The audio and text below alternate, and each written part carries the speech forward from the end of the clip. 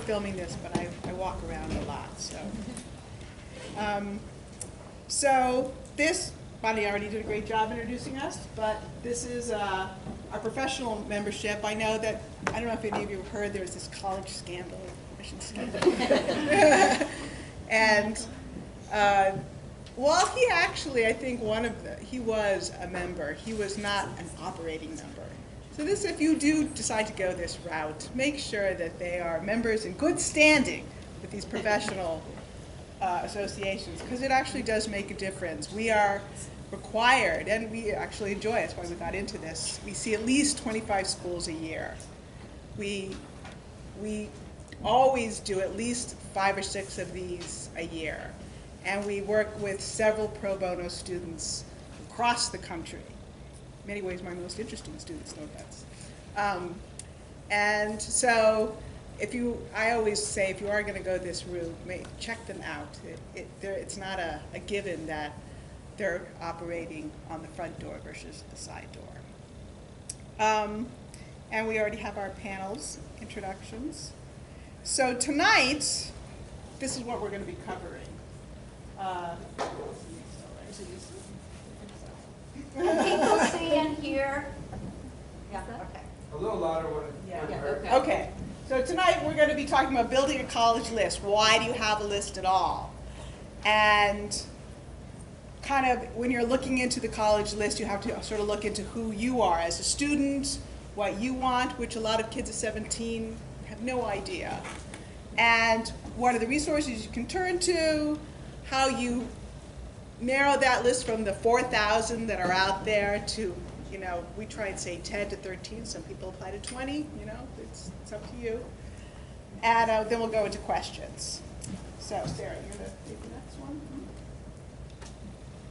Unless you can go on. Oh, I can do it. I can do it. It's right here. Okay, hi everybody. I'm Sarah Aikenhead. I said hello to a few of you at the beginning, but hello to everyone else. And we'll be around at the end also if people want to come up and ask questions.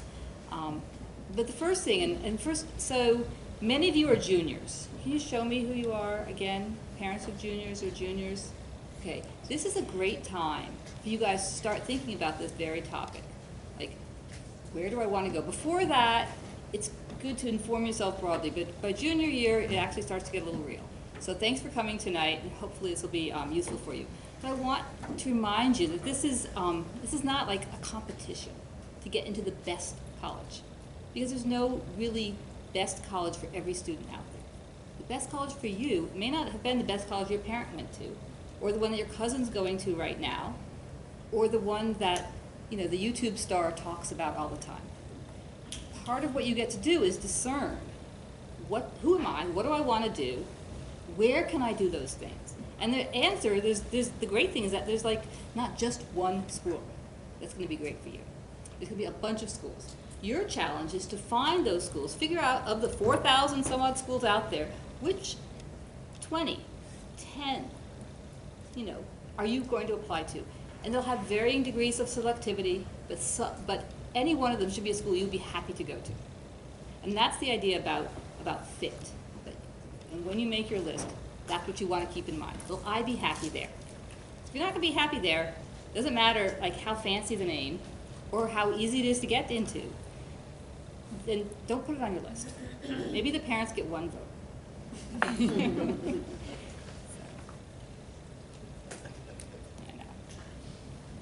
I always forget. Which way is your cursor? There. Okay. All right. So when you're thinking about schools, and this is for students now primarily, right? You're starting to think about yourself. You want to understand your own strengths and be honest about your weaknesses. And not just academic, right? Because that's one thing, right? You want a school that's a good academic fit for you, but maybe you have strengths that are in extracurricular, and you want to explore those more in college. It's a sport, it's music, it's art, it's a language, but you also want to think about things that maybe, if you really struggle with foreign language, right? Maybe you don't want to go to a school that has a minimum requirement in a foreign language, unless you could take ASL as an alternative. You really want to be honest with yourself about what is going to be a place that you'll be happy and you'll grow. It should push you a bit, but you also have to think about what you want. if you're someone who's very social, and you're gonna be good in a great big classroom, you don't mind that there's 150 kids, right? You don't actually want maybe like a tiny seminar where there's like 6 people and a professor. That's sort of too much for you. Then look for a school that's gonna offer that. If the inverse is true, and you thrive in the seminar and discussion, and the back and forth, and you're always the one, carrying on at the lunchroom table with your friends, then look for a school that's gonna support that. Because there are schools out there of all different kinds. And there's schools that, that will work for you. You just have to be honest and think about yourself, what it is that you want.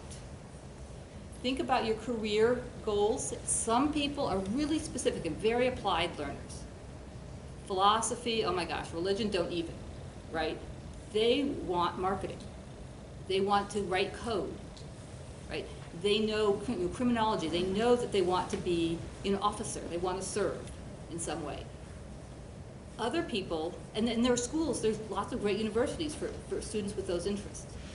Other people are more life of the mind. You just want to read, you want to think, you want to talk, you want to write, you just want to be, you just love ideas. And so there's going to be a different class of school that's going to be great for you. Knowing yourself will help you figure out which path you want to go, and which, find those schools that are going to really work for you. And then, figuring out this is really for freshmen, right? For some of the students who are younger, this is a really great time to figure out what you love. Right? What do you like to do? You have so many choices when you're a freshman and when you're a sophomore. Sample. Try a bunch of different stuff. And then you don't have to do everything for all 4 years. Figure out what you like, and then those are the things you're going to go deeper into and spend more time and really go deep into.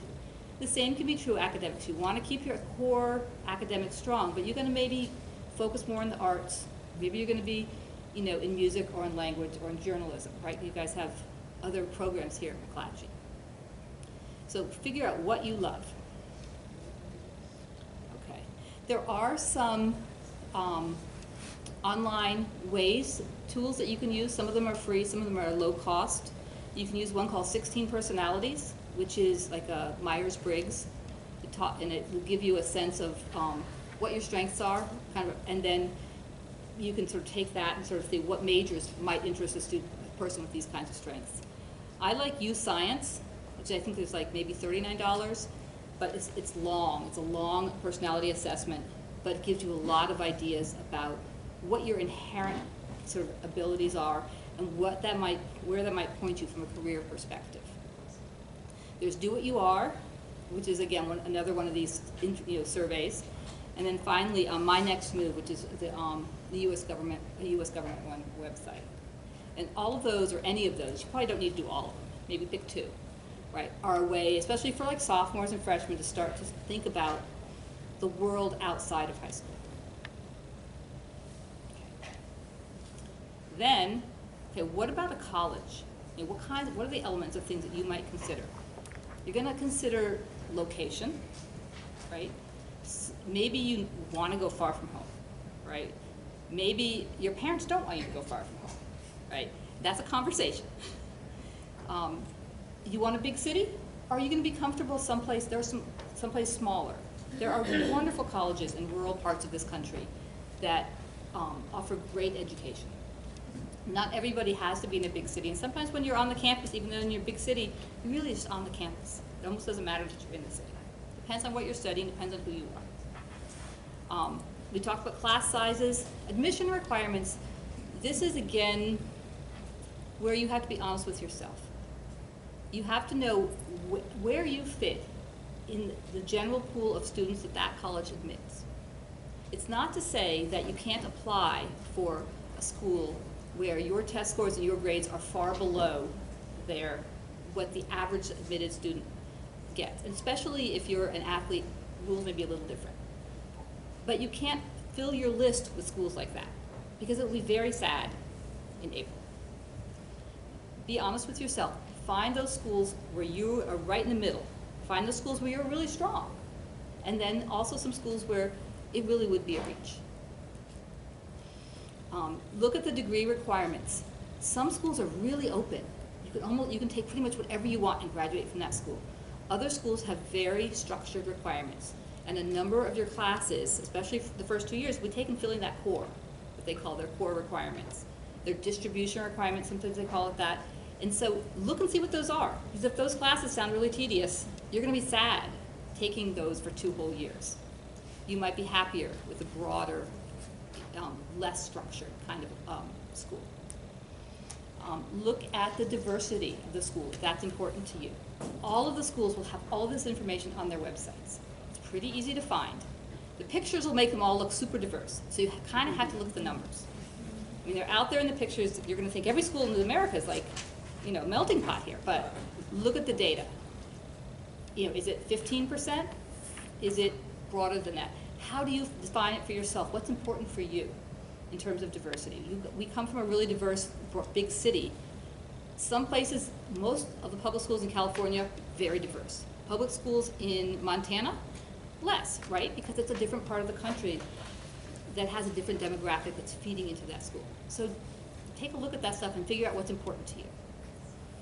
Look at the retention and the graduation rate. So retention means how many students came back after their freshman year.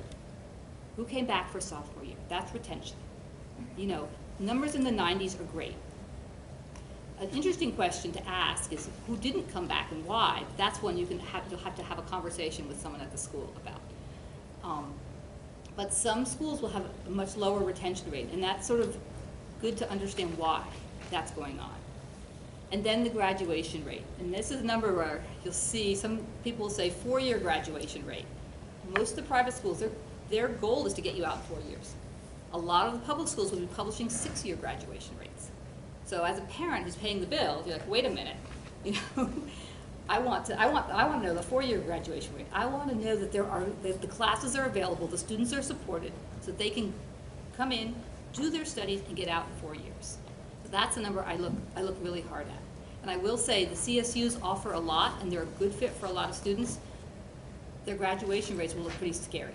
So it's worth thinking about why is that, and how can my kids still be successful when that average graduation rate is in the 60s. So, and then costs. And you will, when you're in the fall of your senior year, you'll fill out the FAFSA, which is a free application for federal student aid. And that's the first step to kind of get a sense of what the colleges think you can pay.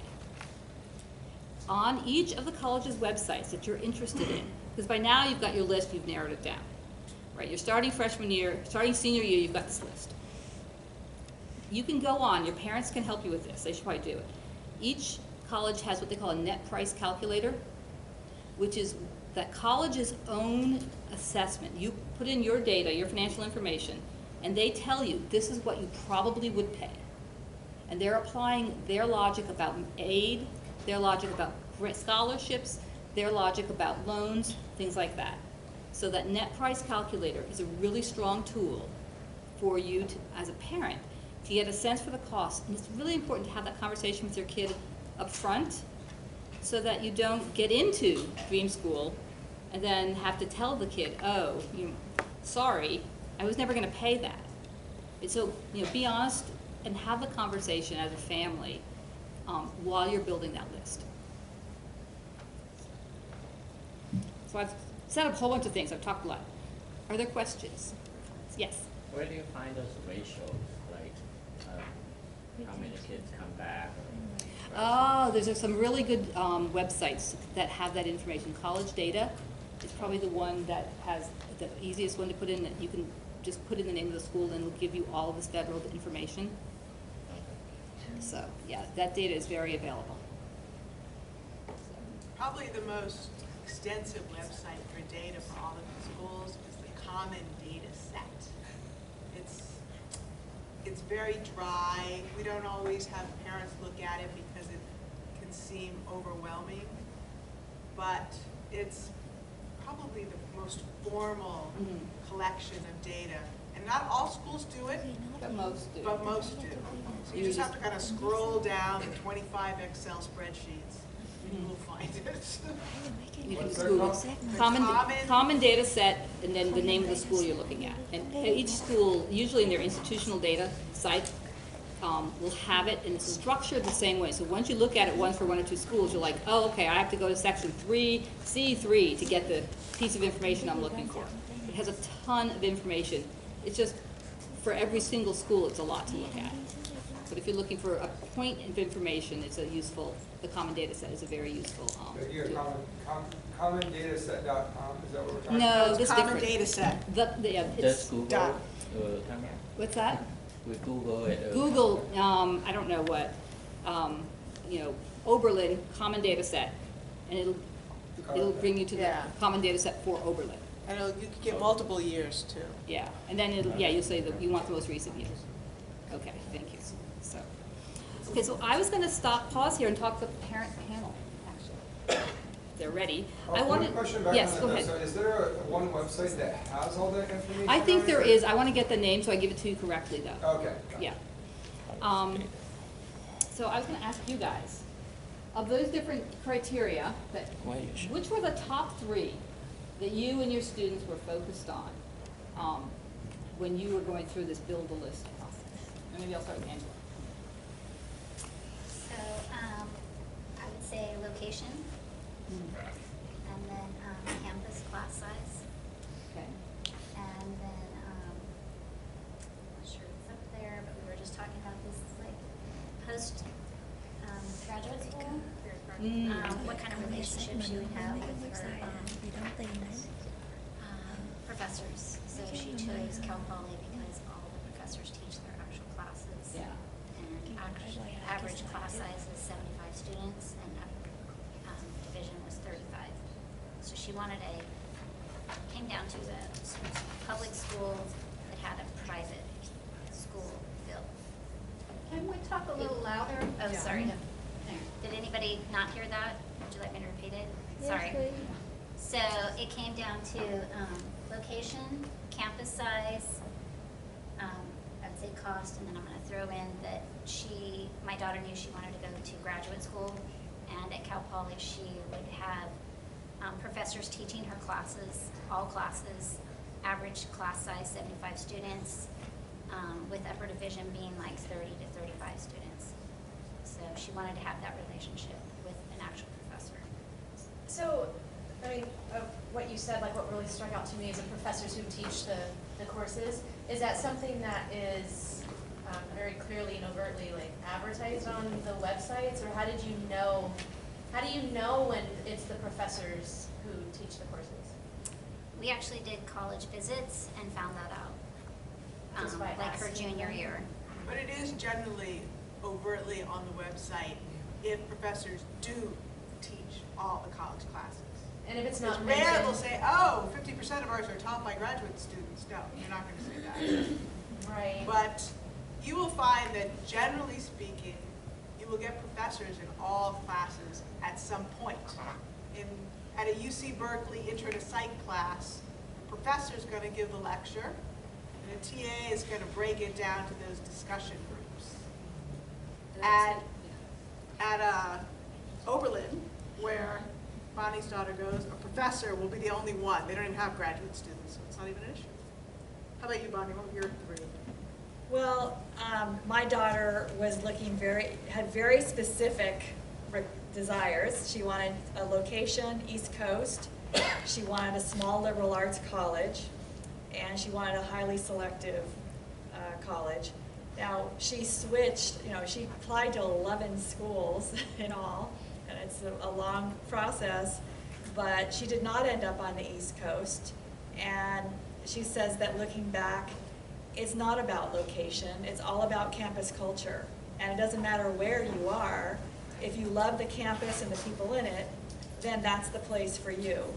So it was really interesting. But she was very specific. She wanted to be on the East Coast. She wanted a certain kind of college. She wanted a small liberal arts college. She did decide on a small liberal arts college because she wanted to have the opportunities, the flexibility to maybe double or triple major, to try classes from all different fields on the all different types, all different majors and departments on the campus. She went in thinking she was going to be a neuroscience major, and within the first week she was there, she decided she was going to be psychology and politics, a concentration in peace and conflict studies. I mean, she was solidly going to be neuroscience. And it was, you know, we went to the department open house the first week, and she talked to these department heads, and she's like, this is what I want to do. So anyway, she had very clear ideas. She changed those ideas over the course of the college search, and she's been very happy. Gary, how are you? I think for us, my son didn't want to be far from home. You know, you have kids that just want to get as far away as possible. Mine are the total opposite. He said, I don't want to be more than like 3 hours away, and that's like driving. So that limits you to, you know, the close by UCs, the close by CSUs, close by privates. And then Sarah Lynn, our counselor, said, have you considered the University of Nevada, Reno, which is sort of like 2 hours the other direction. And so, so when he was considering colleges, we did go visit UNR, and he, as well as my wife and I, we fell in love with the campus. It's very manageable campus. It's not hilly like UC Santa Cruz. You can get anywhere on campus. It's like a mile from top to bottom. At the top, it's two-thirds of a mile wide. At the bottom, it's a half mile wide, and everything is there. You don't have to walk very far to get to your classes. My son's apartment is just across the street from campus, and so he can get out, and within 10 minutes from his apartment, he's in his classroom. And so, but that wasn't the only thing. I mean, he just fell in love with it. We toured the College of Science. He liked the majors there. He's a molecular microbiology and immunology major with a biochem minor. And he's had great relationships with several of his professors. When we were going visitation, the dean of students said, our professors like to talk to students. They want to talk to you. Give them a try. Give them a chance. And so Mitchell's not shy, and he talks to his professors, and they actually know him by name. And several of them have become his mentors. And even one professor who's not part of his major says, when you're ready for whatever job, whatever program you're going to apply for, look me up because I will write you a letter of recommendation. And so he's had a very good experience at UNR. The other thing was cost. UNR is part of the WUI program, Western Undergraduate Exchange. The way that works there is that if a Nevada resident pays $200 per tuition, per unit for tuition, an out-of-state person pays $300. We pay 50% more, but everything else costs the same.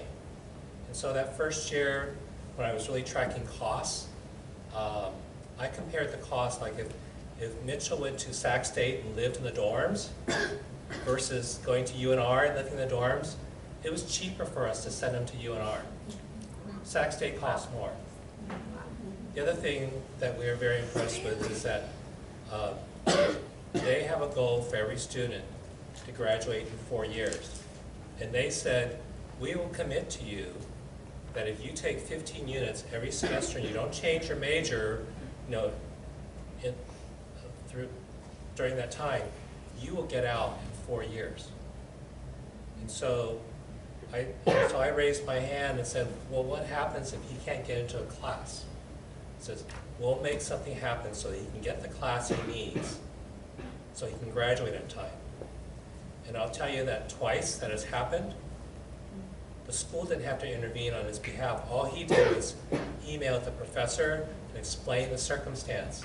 It says, this class is only offered in the spring. If I don't get it this spring, then I have to stay a whole year, and then my WUI assistance technically runs out. But what we found out is you can always apply for a WUI extension, and if your reason is legitimate, they will extend to you the WUI rate. So he attended an additional semester so he can get his minor, and he didn't have to pay out-of-state tuition, which saved $11,000 a year. So, okay. And thanks for touching on the cost too, because the WUI is offered by a number of Western schools, and I think the University of Nevada-Reno does a very nice job on their website of being very transparent about how to qualify. They're very transparent, and over a third of their freshmen come from California. Yeah. How do you Fine. spell Woo?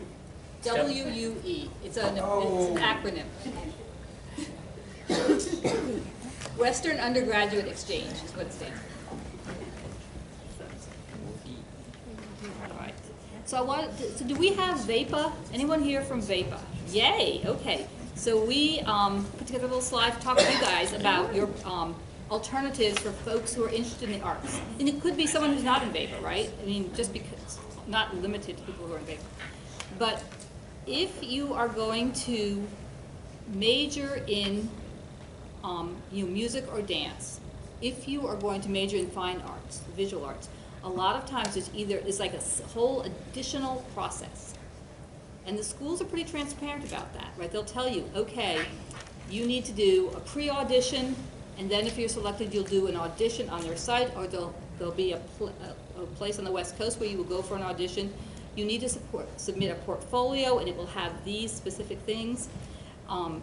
Just plan ahead, I guess, is the key thing for people who are interested in the visual arts or the performing arts. Musical theater, performance on any musical instrument. If you're looking at whether it's a conservatory, or even if you're looking at a Bachelor of Music degree in a bigger university setting, a lot of times, or dance is another one, a lot of times to get into those schools, you have to submit portfolio. You have to be approved for that particular major. And some of them are more competitive than others. Some of the schools are more competitive than others. Musical theater is probably notoriously one of the most competitors. Sometimes there'll be a West Coast audition, but students may be flying in January or February to a campus to do in-person audition for these schools. That's also a great time to visit the school if you haven't done that already. Yes. So, sorry, I didn't see you. that's okay, that's right. So like, I understand this weekend at the San Francisco Art Institute, they have a portfolio review. Okay. And a lot of schools are coming. Is that kind of like one of these ideas where they want to see what you look like in advance, or is it still like more like college fair? It is sort of like a college fair. They call it Portfolio Week, and you bring your portfolio, and it's a good time to make a connection. But I think Portfolio Week is actually more connection-ish than a college fair. How many here have been to a college fair yet? Fun. Right. Because college fairs tend to be so much more crowded, and they have that little swipe thing now where you don't really even have to say hello. You just here's my phone. And they get all your information, and then they're going to send you all this information. So I do think for those of you who have blown through a college fair that it is possible to make a really good connection at a college fair. But you've got to go in there with that intention. At a Portfolio Week, I think it's hard not to make a connection because you were talking about your work. You've got it with you. So I know some students who have made wonderful connections at that. And it makes a difference because some of these students were so not qualified for the schools they got into, but they had that connection. So it does make a difference. So, let's see. If you are going the music or the art path and you have a private instructor, that person usually is, especially with music, right? That person is usually pretty informed and can be honest about your talent and can be realistic with you about picking schools that are the right match for you for that portion of you. You still, will have your own academic portion, interests maybe beyond your visual or performing arts side of you, but you're, just as an athlete, I would say look to your coach, right? The coaches know how good you are, relatively speaking. You may not be able to know that. The coach is going to help you with that. Your private instructor or your instructor in the school should be able to give you that kind of feedback to help you identify, the right kinds of schools where you'll be a good candidate. So you're not if you're not able, if you're not quality to apply to Juilliard, then save yourself the time and apply to a school where you will get accepted. As an example, right, of a school that's, it's very challenging to get into. And then there's a few programs that have what they call dual degrees, where you can get a Bachelor of Science, or really whatever you want, and a Bachelor of Music, right? And those usually take 5 years. Oberlin is actually one that has a very strong conservatory, and students can be a student at Oberlin. You can get 2 degrees in 5 years. Eastman School of Music and the University of Rochester have a relationship that allows you to do that. There's a few others out there that are like that as well. And then maybe the last comment on this is that in addition to this, for music and musical theater, in addition to the actual application itself, the portfolio or the audition, there's also an essay, usually. So you're writing an essay to apply to, University of Michigan, and then you're writing another extra essay to apply to the University of Michigan's Performing Arts School, and you're submitting your portfolio or your audition tape of all these audio engineering work that you did over your 4 years. If they like that, they call you and you go and you have an in-person interview where you show them and talk about the work that you did. So it's just a longer process, and planning ahead for it will help you be effective in managing it and not make it just total stress your senior year. So. Okay, and then we wanted to talk a little bit about historically black colleges and universities, and also Hispanic serving institutions. So these are schools, the HBCU they call them, right, are primarily on the East Coast and in the South. And these are schools that started from sort of a segregated past, right? But now they accept students of all backgrounds. You don't have to be African American to go to an HBCU. Anyone can go.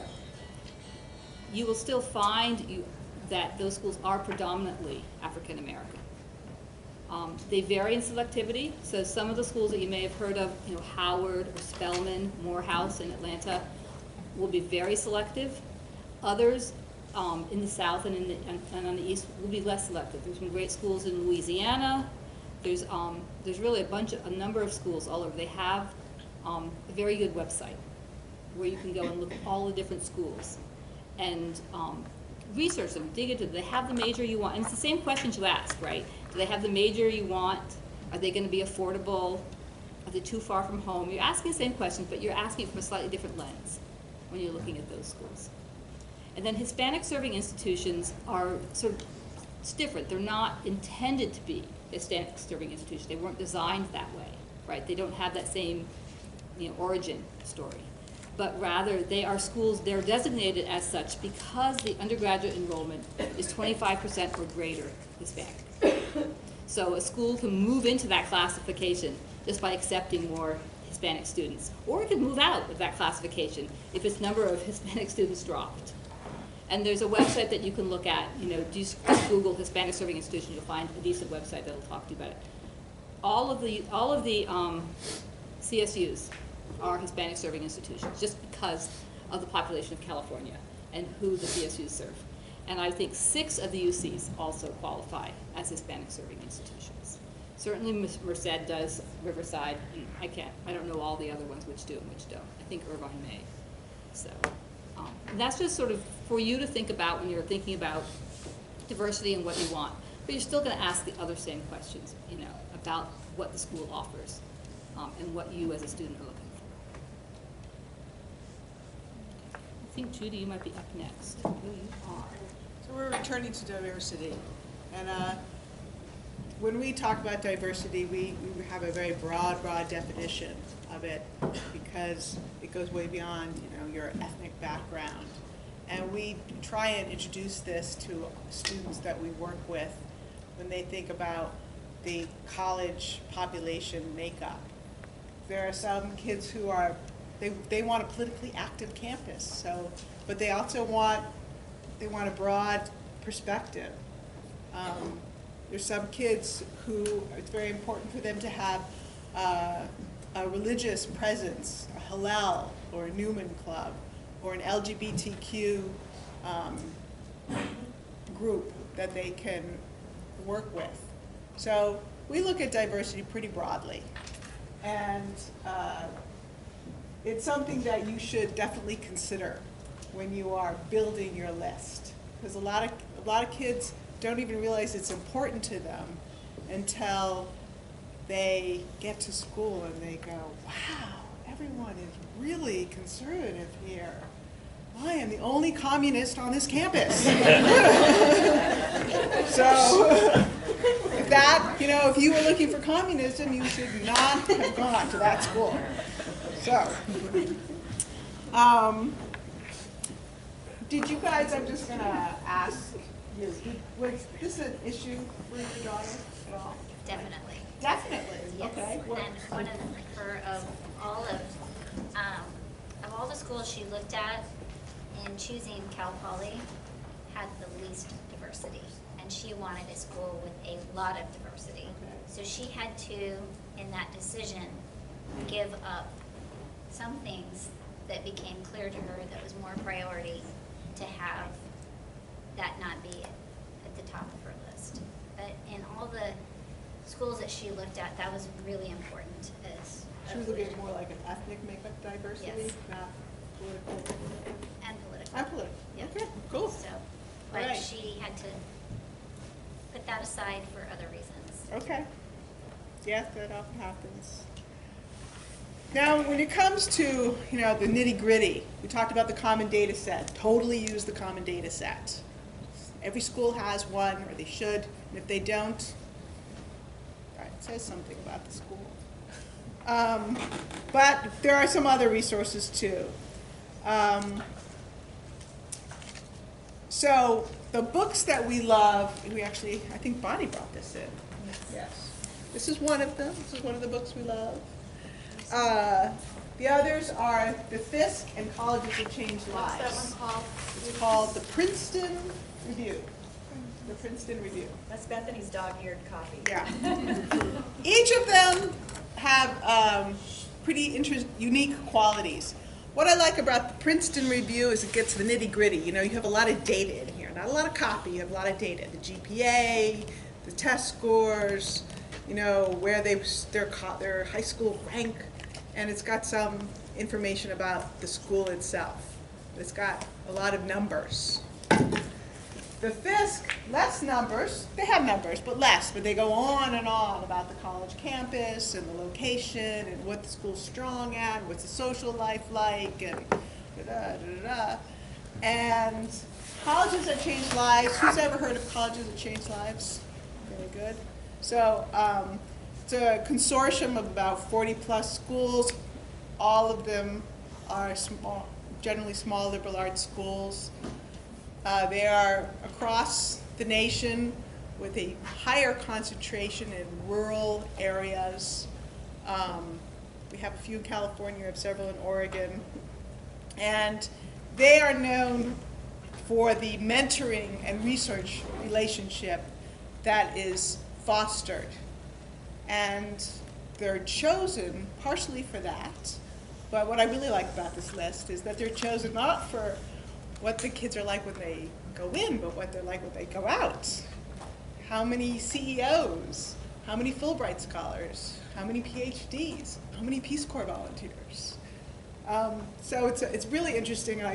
It's my mission to see them all. I just saw one yesterday. So, Denison in Ohio. Excellent school. So those are, the thing with the Fisk guides, just to be aware, is that all those schools sound like they're dynamite. So you have to visit them to really see if it's dynamite for you. These are our websites we like. Big Future is part of the College Board. I'm First is a website for kids who are the first in their family, or the first in their family to go to college, or at least to go to college in the United States. The school websites are critical. You need to scour them. Many of them have college virtual tours. Take it if you can't go there to take a real tour. College Greenlight, great resource for many students. Not all will be eligible, but many, many will. that is a free trip to visit the school. You have to apply early. Usually, most of them are coming up, I would say, before July. So you're applying in the spring, sometimes through September. But you know, all these schools, they want to fly kids out to say, come and look at my school if you're a STEM student, if you're of a certain ethnic background, if you want to go into engineering, if, you know, they have all these little categories. But this will have a list of all the schools and all the weekends, and you apply and they will fly you out there, all expenses paid. It's great. So, on the other hand, I will also tell you that if you, for whatever reason, are unable to visit schools before you apply, so you apply and you get into all of your schools, and you want to see them, then you can call the schools and say, I got in, but I can't afford to go out. Very often they will fly you out there. All you have to do is ask. They will not fly you out there if you don't ask. So there's no harm in asking. College data, we already talked about College Express. Those are similar. They're good, kind of like basic information. What we don't like is the U.S. News and World Report. It's very popular. It will give you the rankings, you know, the 100 best colleges and this and that and the other thing. Those numbers, we feel, are very manipulated and therefore somewhat false. For instance, many schools are now test optional. Test and optional schools are on the rise. And this is based on the school's own data that tests are not a good indicator of how well a student is going to do their first year of college. They've decided the transcript, that 4-year transcript, is much more indicative than that 1 or maybe 2 test days. So, and there was also a lot of, you know, bias here and there. But at any rate, so test school optionals are on the rise. U.S. News and World Report made the decision that if such and such a school went test and optional, that automatically lowered them in their ranking. Yes. Yes. There. I got some people's attention. Another thing was AP courses are now being heavily pushed by the College Board. But many schools are pulling back from AP classes because they feel the kids load themselves up too much. Some of the more select schools on the East Coast have just done away with all their AP classes.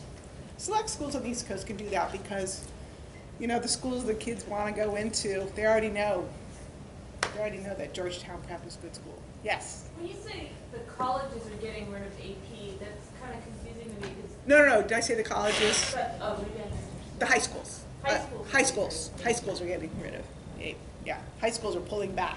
Some high schools are pulling back. But again, and it's based on data. But U.S. News and World Report, again, lowers their ranking. And much of this ranking comes from a president will write a review of another school that they may know about, but they may not know about. But that's also what the rankings are based on. So we do not feel, in our opinion, that this is where you should start or end. If you want to like throw it in as another data point, I do think it's a good additional data point, but not a very big one. Yes. So are you saying that there are more colleges that don't take AP scores and give you a waiver to some of your core curriculum? What do you mean that they don't care about AP anymore? No, I didn't say colleges. I misspoke if I did. Oh, High okay. schools. So high schools aren't giving it because you're going to Groton anyway or whatever? That's it. That's So exactly you don't it. need to say they did. But if my kid is taking AP class because I want him to get some units, so I don't have to buy them in college. Yes. You know, I That's don't a want to good idea. diss the AP system. The AP system, I just read a big article about the guy who was the architect of this. You know, it is a great system because you can, it's like going to community college in high school, right? But you still get to stay with your friends. So it is a great system. It saves you a lot of money. It can push you ahead. It can be more rigorous and therefore more interesting to some kids. For me, what it's most valuable for is my pro bono undocumented student in East LA who has an A+ in AP Calc, but got a 1 on the test. So what does that tell you? It tells you that he's going to a new charter school that's trying to push those kids along, and they're going to let something slide. So his A+ is not reflective of AP, and that's why the schools in California will always use AP classes before they give you that credit. So it is useful. But for Groton, which is a private school, yes, they don't care. So can I expand on that a little bit though? So it's, as you build your list and you're looking at that question of maybe aid or what value do my AP credits have, it will totally vary by campus, right? So many public schools will give you credit or let you place out of, say, maybe in some cases you might be able to place all the way out of your language requirement if you got a good score, a 4 or a 5 on your AP French, right? Other schools will say, thank you, glad you took it.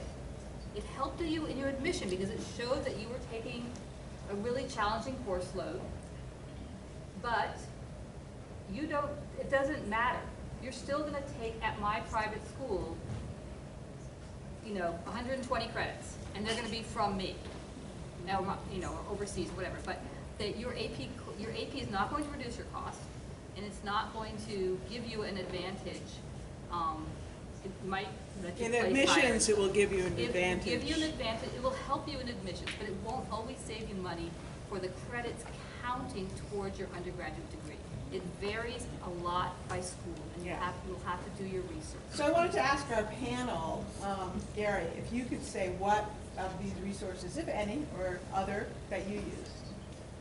We use the Big Future a lot, the College Board. Uh-huh. They have a search feature there. You enter in any college, I know, I love and you can print up a multi-page sheet with all the school's statistics. Yeah. That was our biggest help.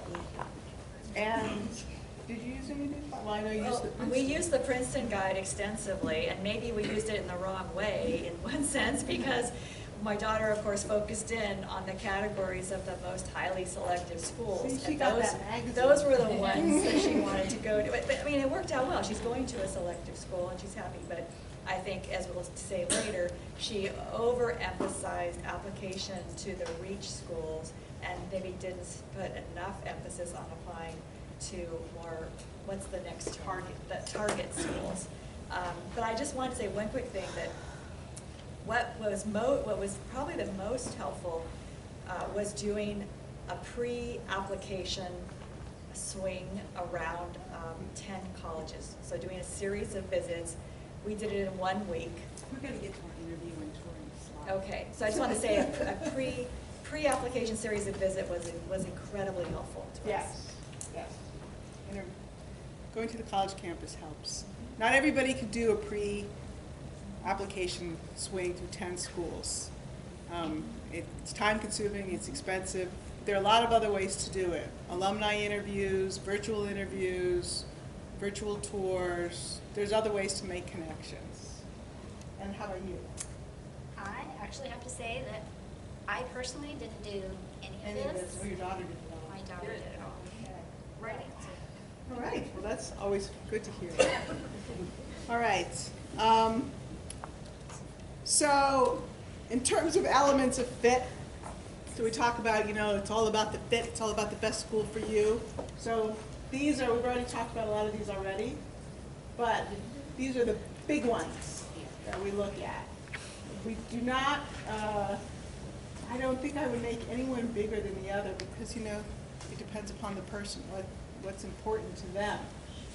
As a parent, I was very much looking at the financials. It's usually a pretty big one.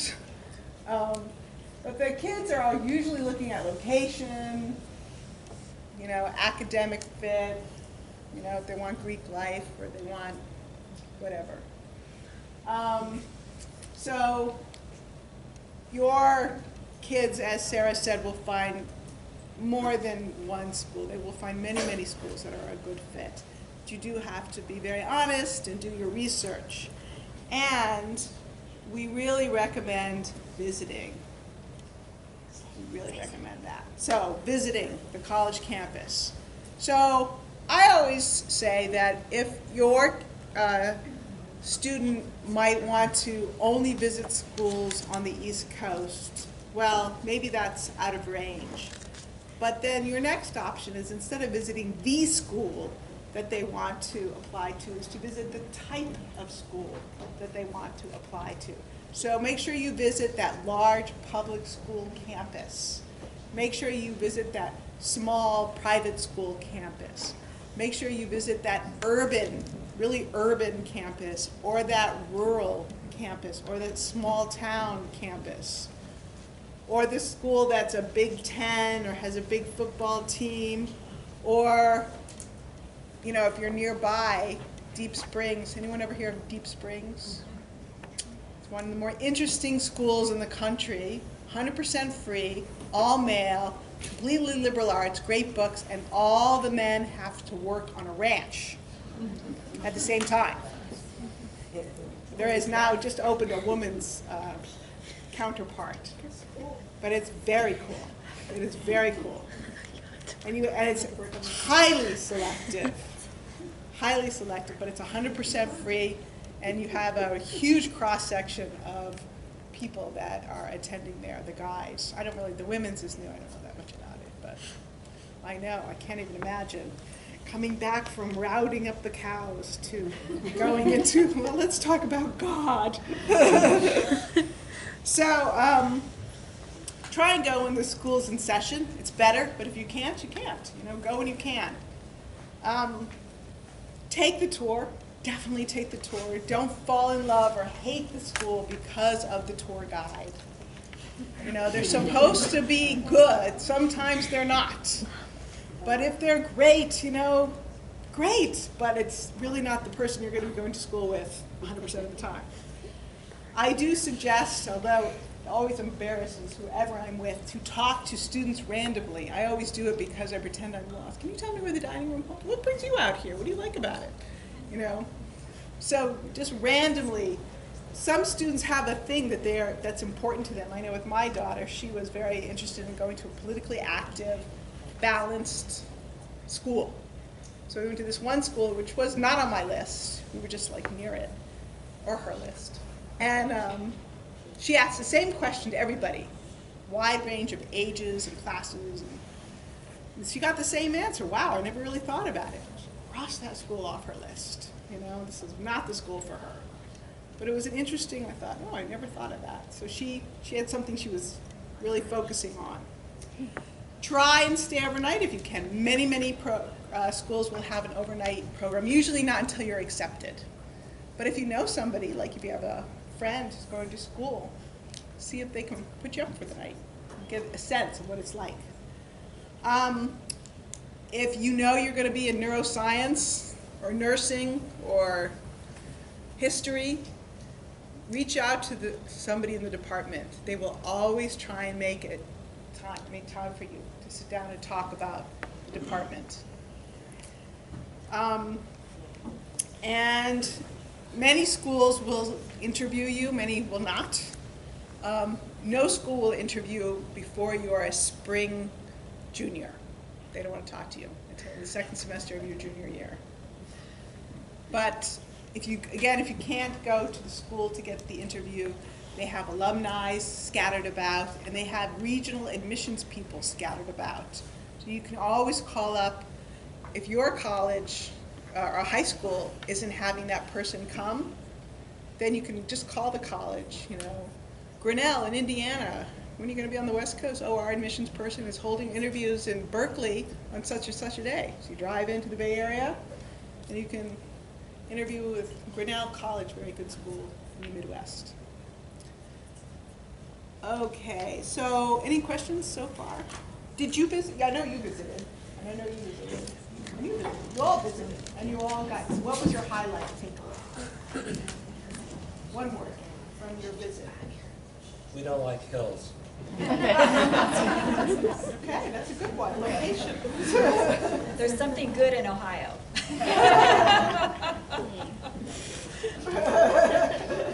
Yours? some college visits that my daughter was interested in before applying, but all the colleges that she got into, we visited before she accepted. Yes, critical, that is so And important.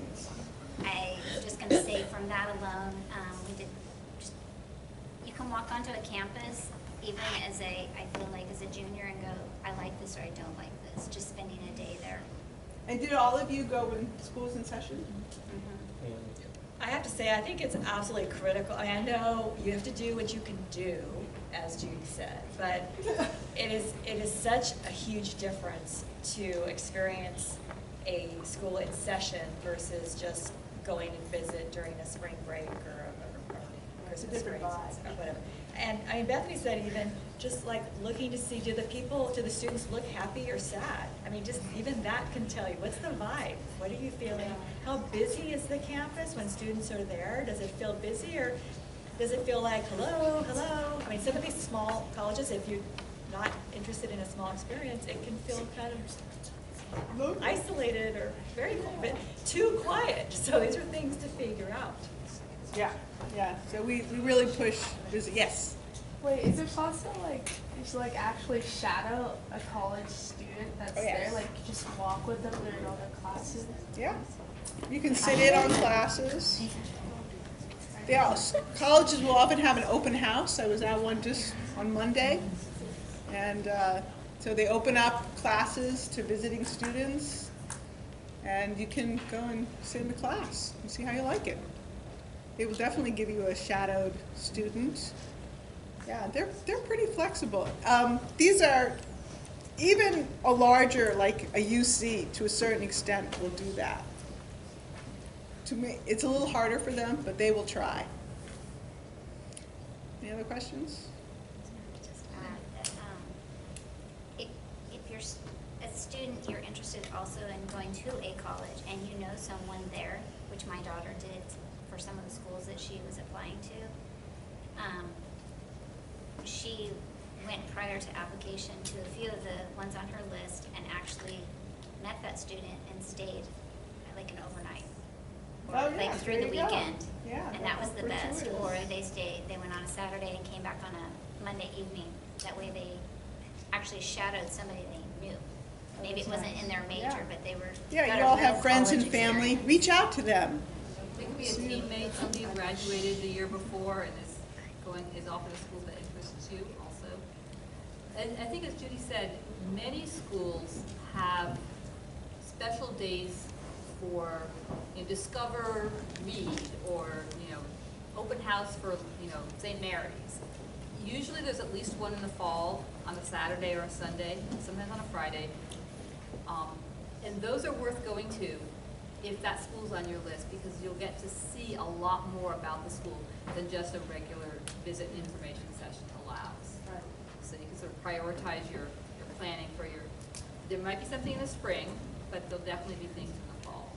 So you can look at that. And then for sophomores and freshmen, for you guys, I would say if your family's going somewhere, Oh, yeah.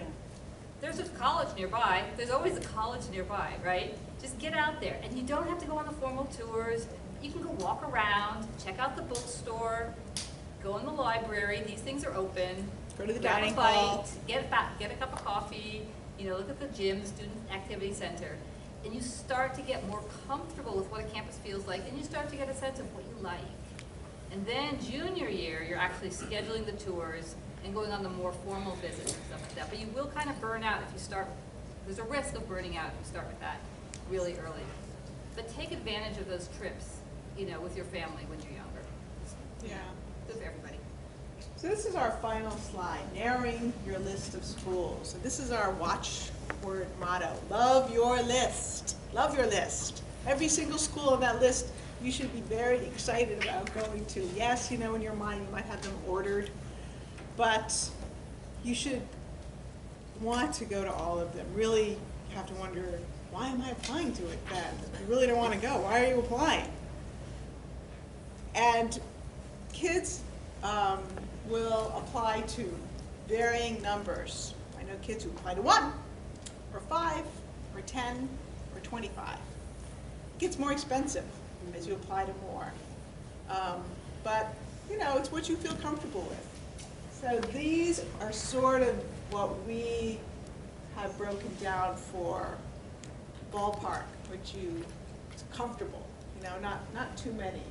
So one or two likelies, you know, always one financial safety. Always, always, always one financial safety. And a lot of people, in their mind, their likely is the one they don't really want to go to, but they can get into, but that is not the way it should be. There are so many schools that might fit your profile. I mean, your profile might be above their average, but it can still be a very great fit. The targets are where Sarah was saying earlier that your profile is right in that 50% range. Go look at the common data set, figure that out. But there are other factors to consider that might put you in that target mode. Even if your profile is a little bit below their average, you might be a first-generation student. That gives you an edge automatically. Or you might be a soccer star, or the coveted oboe player. You know, so these things you'll find out by talking to the school.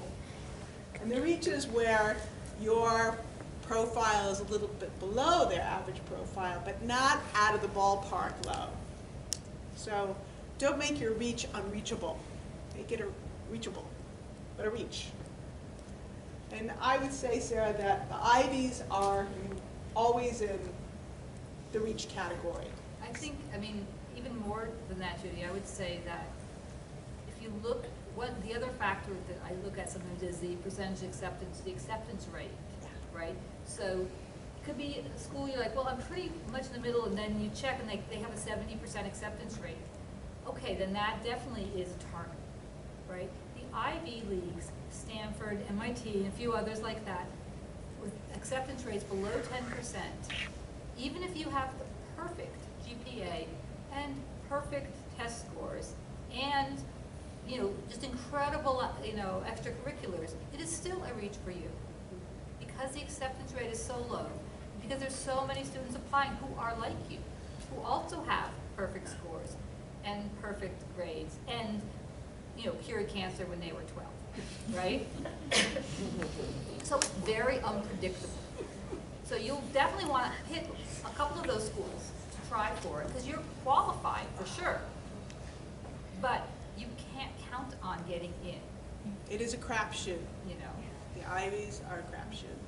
So if you like to gamble, you know, I never say don't apply, but just know that you are rolling the dice to a certain extent. And have some great other alternatives that you're equally happy about. I think So Bonnie had something interesting on oh yeah, so I did want to ask our panel about if you had a list and if it was, we know you don't know. No, my daughter did. I know Oh, she she had did a have- she list. did have a list. She did all her own research and figured out exactly kind of how she narrowed it down. So she had like a list of how many schools? It probably started out with 20, but she applied in the end to 8. To 8. I like that. That's a good number. Good number. Bonnie? My daughter applied to 11 schools. There were 5 that were in the, about 5 that were in the Ivy category. And that was tough because she was highly qualified and she got a rejection from every one of those 5 schools. That was tough, very tough. But she was accepted to 2 UCs, to Oberlin, Bard, and Northeastern. So she had, you know, she had a lot of choices. But, you know, you have to, I would say the other thing to be prepared for when you apply for the Ivies is you just have to, as Judy said, it's a crapshoot and you may get those rejection letters. But it's still worth, you know, it's still worth putting those applications in, you know, because it may be the year that they really want your kind of student from this location where they don't have enough of you. So it's still worth it. They always have enough. Well, they never have enough Californians. California is a little interesting factoid. Californians will, in every single school you meet, except for maybe some small state schools, will always be in the top 5 of percentages, often number 2. We are a big state, so they come here. Hiram College, great little school in Ohio, excellent nursing program. They have a nursing program where it is just for California students, and they will make it cheaper than a UC.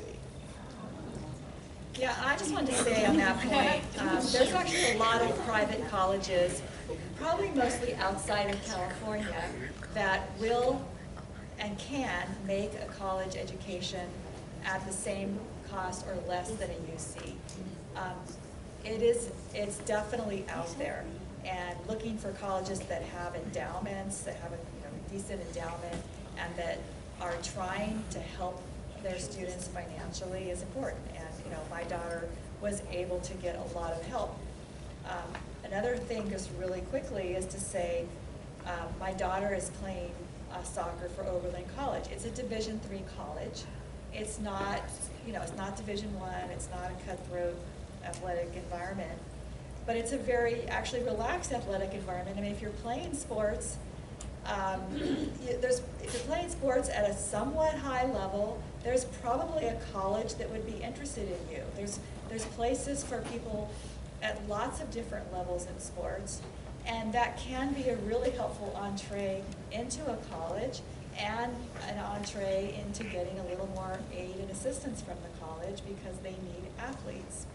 So I would just put that out there that, Bethany she actually at first only applied to 9 schools, and then in March of her senior year, she was seen by an Oberlin College coach, and they invited her to apply, even though it was well after the deadline. She didn't apply till March. And she didn't apply, so she was accepted, in March or April to Oberlin, and also to Bard College, that were 2 colleges recruiting for student athletes. Excellent. So if you're an athlete, even if you're not the highest level, and a college needs athletes, they will open doors. With all of that, though, you need to be willing often to leave California. But yeah, you have to be open to the idea of living in a different place. Yeah. How about you, Gary?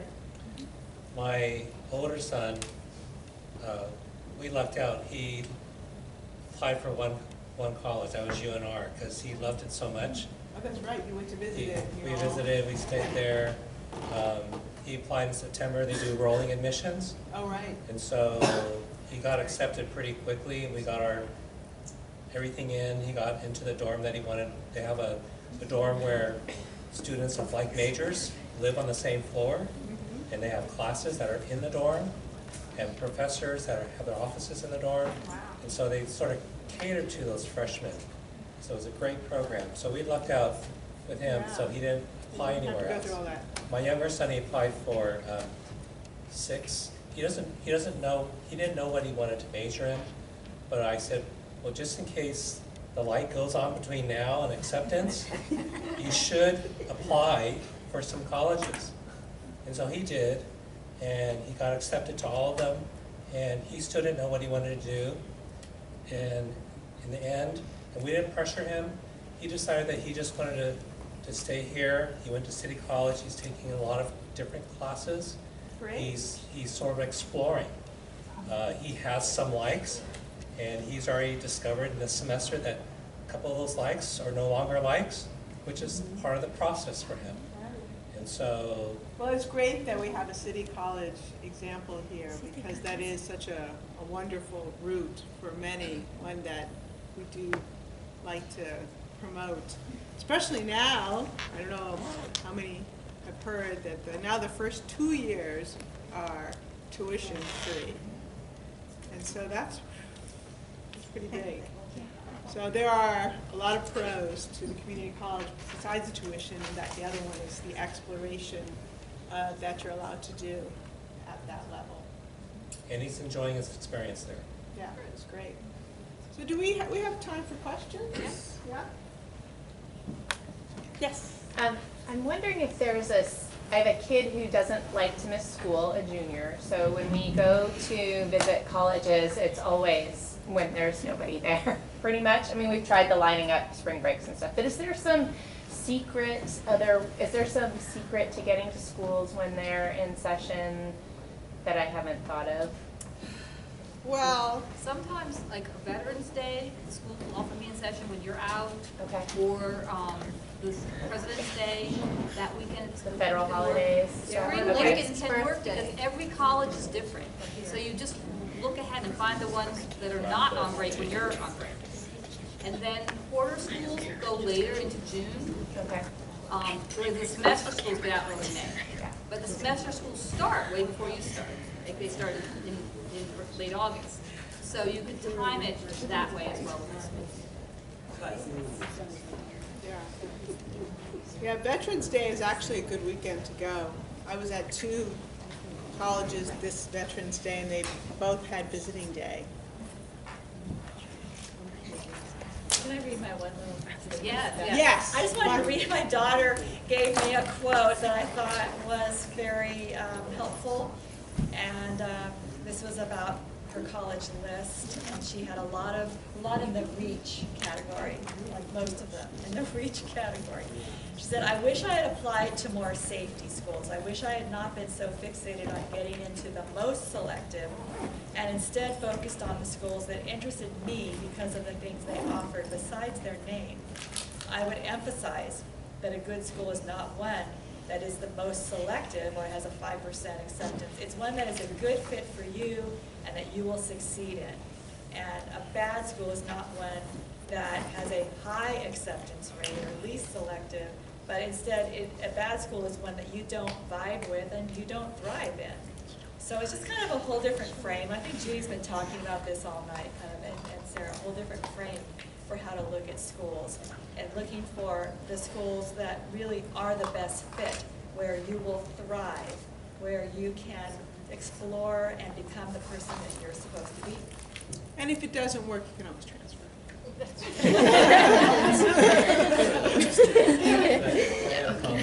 So if your students are interested in pursuing professional school after they graduate, Yeah. you know, as I've taken my son to see his doctors, various doctors, I've struck up conversations with them how they got into their profession and the schools that they attended, and all of them, I'm serious, all of them made the same comments.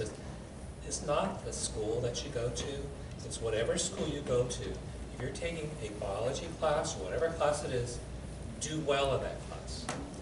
And so, and as I've spoken to the doctors that we see, and